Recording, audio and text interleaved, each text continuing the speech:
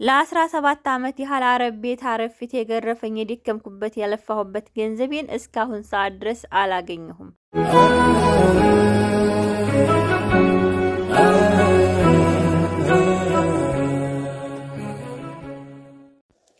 ይህ ቪዲዮ ለህቴ ለመዳም ቅመም ይድረስ። አሰላሙ አለይኩም ወራህመቱላሂ ወበረካቱ። ሰላም ቤተሰቦቼ እንዴት ናችሁልኝ? እንግዲህ ከ13 ዓመት ቆይታ በኋላ ወደ ኢትዮጵያ ከገባሁ ድፍን 3 ወር ሆነኝ ማለት ነው። ነገር ግን ወደ ኢትዮጵያ ስገባ ቢያንስ ሳምንት ራሱ እቀመጣለሁ አላልኩም። ቆየሁ ከተባለ ሳምንት ወይንም 1 ወር ነበር ወስኜ የመጣሁት ማለት ነው። ነገር ግን ከመጣሁበት ሰዓት ጀምሮ እስካሁን ሰዓት ድረስ እውነት ለመናገር እኔ ከመጣሁ አሁን 3 ወሬ በጣም ቆየሁ እያልኩ ሳይሆን ያለምኩት ወይንም ደግሞ ያሰብኩት ያቀድኩትና የፈለኩት እዚህ ቦታ ላይ 3 ወር ለመቀመጥ አልነበረም። እዚህ ጋር የመጣሁት ቢያንስ 1 ሳምንት ከዛ በዛ 1 ወር ቆይቼ የማስበውን አሳግቼ መመለስ ነበር አላማዬ። ነገር ግን አንድ ነገር ልንገራችሁ የመዳም ቅመሞቼ፣ ይህ ቪዲዮ ይጠቅማችኋል። ሁላችሁም ላይክ ሼር አድርጉት። የመጣሁት በመጀመሪያ እስከዛሬ ድረስ ስለፋባቸው የነበሩትን ገንዘቤን በስሜ አድርጌ ወደ ፈለኩት ሀገር መመለስ ነበረ። ነገር ግን ከመጣሁበት ሰዓት ጀምሮ ያለው ፕሮሰስ ያለው ችግር ያለው የሀገር ሰላም አለመሆን በቃ በስማችሁ ቤት ያልሰራችሁ ወይንም ደግሞ ቤታችሁ በእናንተ ስም ያላደላችሁ እህቶቼ፣ ቦታ ከሰው ገዝታችሁ የሰራችሁ እህቶቼ ካሁን ወሰቡበት። እውነት ለመናገር በራሳችሁ ስታዩት እንጂ በሰው ስታዩት በጣም ቀላል ነው። ቤት ሰርታችሁ የቤታችሁን ስም ወደ ራሳችሁ ለማዞር ስትፈልጉ በጣም ጊዜ ይፈጃል። ከዛ ላይ ደግሞ ያለው ጭንቀት እውነት የኔ ይሆናል አይሆንም የሚለው እና ይጠቅማችኋል። ይሄ ቪዲዮ ሁላችሁም አዳምጡት። ቤት ለሰራችሁ ለመዳም ቅመሞችዬ በመጀመሪያ ገንዘባችሁን ዝም ብላችሁ ባትጥሉ። ልክ ቤት እያልን ገንዘባችንን አወጣን በኋላ ያ የፈሰሰ ገንዘብ እውነት ረጅሙን አመት ጊዜያችንን፣ ሰዓታችንን፣ እንቅልፋተን እርፈታተን ቤተሰብ ጋር ቤተሰብ ርቀን ብዙ ነገር አሳልፈናል። ግን እዚህ ቦታ ላይ ስትመጡ ደግሞ ቤታችሁ በእናንተ ስም አይደለም የተገዛው ከሌላ ቦታ ነው ወይንም ደግሞ ከሌላ ሀገር ነው የተገዛው። ቢያንስ እናንተ አካባቢ ያለው ህግና ደግሞ ሌላ ቦታ ያለው ህግ ይለያያል፣ አንድ አይነት አይደለም። ስለዚህ ቤት የምትሰሩ እህቶቼ አረብ ሀገር ላይ ሆነሽ በሰው ቦታ ገዝተሽ እንደዚሁም ከሌላ ሰው ቤት ገዝተሽ ስምሽ ካልዞረ ብዙ አትርከሚ። በጣም ፕሮሰስ አለው።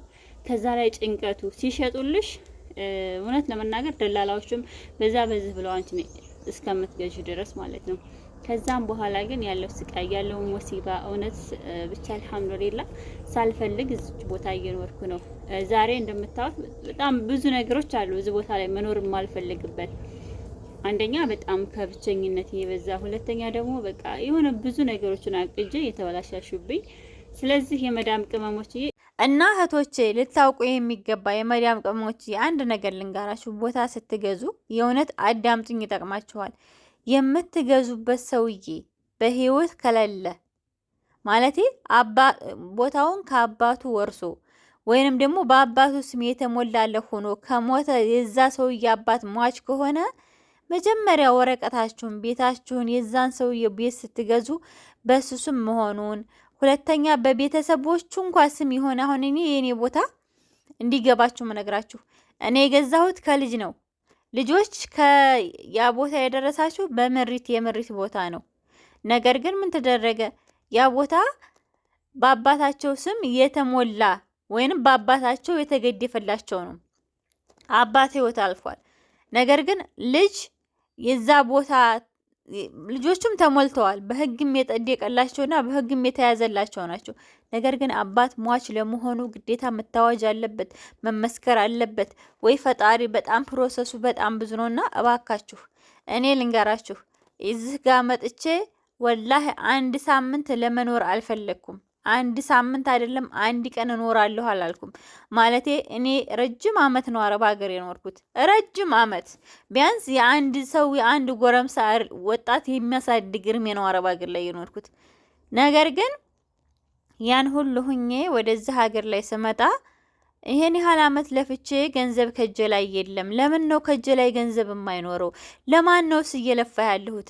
እናቴ ስትሞት እናቴን አጥቤ አልቀበርኩም። ቤተሰቦች ሲናፍቁኝ ቤተሰቦችን ሂጄ ማየት አልቻልኩም። ለምንድነው ታዲያ ሂጄ ገንዘቤንም በራሴ እጅ አድርጌ እኔስ ለምን ሂጄ ተመልሼ መጥቼ የራሴን ህይወት አልቀጥልም ብዬ ነበር የመጣሁት። ስመጣ መልካም ነገር አስቤ ጥሩ ነገር አስቤ ወደ ኸይር ነገር አላህ ጥሩ ነገር ይሰጠኛል ብዬ ነው የመጣሁት። በእርግጥ አልሐምዱሊላህ አላህ ያጎደለብኝ ነገር የለም። ግን ልንገራችሁ አይደለም 3 ወር ኢትዮጵያ ምድር ላይ ሀረብ ሀገር ቆይታችሁ አብሶ የኛ አማራ ክልል ወሎ አካባቢ እውነት ለመናገር ልንገራችሁ ገንዘብ እንደዚህ ቆለላችሁ ብትመጡ እናንተ ገንዘብ አይደለም መጀመሪያ መኖራችሁ ህይወታችሁ ነው የሚያስፈልገው። እና ለመኖርም አልመጣሁም አውቃለሁ አካባቢው ላይ ያለውን ችግር አገሩ ላይ ያለውን ችግር ስለማቅ መጥቼ በዛ ሳምንት ወይንም 1 ወር ውስጥ ጉዳዮችን አስጨርሼ ለመሄድ ነበረ።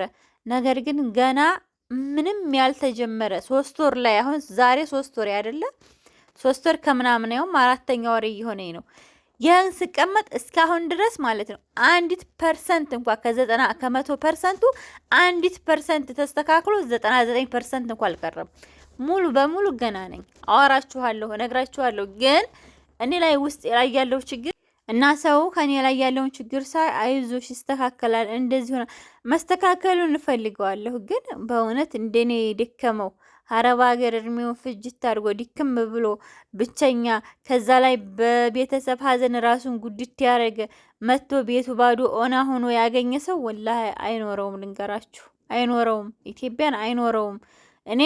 እኔ እንደራሴ ሳስበው መጀመሪያ ታይ ነፊሳ አትህጂ አሁን ተይ ሲሉኝ አይደለም እኔ አሁን ሂጄ ግዴታ ቤቴን በስሜ አድርጌ መንጣት አለብኝ። ታይ አሁን መንጫሽ ሰዓት አይደለም ሲ ኖ እስከ ዛሬ ድረስ የዘፋሁበት ገንዘቤ ማያዝ አለብኝ ብዬ ነበር የመጣሁት። ነገር ግን እንደመጣሁኝ ይኸው 4ኛ ወር ሊሆነኝ ነው አለሁ። ግን እስካሁን ሰዓት ድረስ አንዲት ነገር አልተጀመረልኝም። ገባችሁ?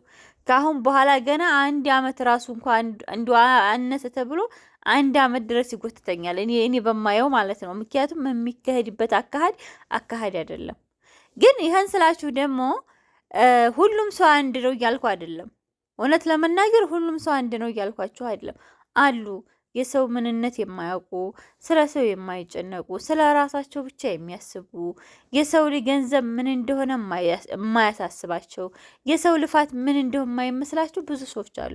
ስለዚህም እባካችሁ እህቶቼ፣ ወንድሞቼ ገንዘባችሁን ሀረብ ሀገር ላይ ልፍት ላላችሁ ድክመላላችሁ እኔ ካሁንም በፊት ቪዲዮ ሰርቻለሁ። ግን በጣም ስለደከመኝ እዚህ ቤት ውስጥ ቁጭ ብዬ ሲያዩኝ ብዙ ሰዎች እንደዚህ ለምን ቁጭ አልሽ ይሉኛል። አንዳንድ ጊዜ ከገጠር ተወልዳችሁ ገጠር አድርጋችሁ በቃ እንደዚህ እኔ ዛሬ ኩሽና ውስጥ ነው ቁጭ አልሁት ማለት ምጣድ የሚጋገርበት ቦታ ላይ ነው ያለሁት። እንደዚህ ብዙ ሰዎች እንደዚህ በካሜራ ሲያዩት እንደ ቤትሽን ሳሰሪ ነው እንደሄድሽው። አልሐምዱሊላህ ሰርቻለሁ። ግን የኔ ነው ብዬ የምለው ገና እጄ ላይ አይደለም። ሄዳችሁ ፎቶ ለመነሳት ሄዳችሁ ቪዲዮ ለመቀረጽ የራሴ ነው ብላችሁ የምትሉት ያኔ የምኖርበት ቤት የሚያስጠላ ሆኖ አይደለም። ግን ብዙ ሰዎች የሚና ወይ ደግሞ አንዳንድ ሰው ይመጣሉ። መቼ ነው የምትሄጂው? አትሄጂም እንዴ? ልትመለሽ አልነበር እንዴ የመጣሽው? በቃ ወይኔ የሚጠይቋቸው ጥያቄ መቼ ነው መሄጃሽ? ገና ነው እንዴ መሄጃሽ? ምን ደረሽ? መቼ የተቀረ ሄዲ ቀረይ ወይ ፈጣሪ ጌታዬ። እኔ ለምኖረው እኔ ለምለው የአካባቢው ወሬ ራሱ አያስቀምጣችሁም። እና ማሮቼ ፍቅሮቼ አሰላሙ አለይኩም ወራህመቱላሂ ወበረካቱ።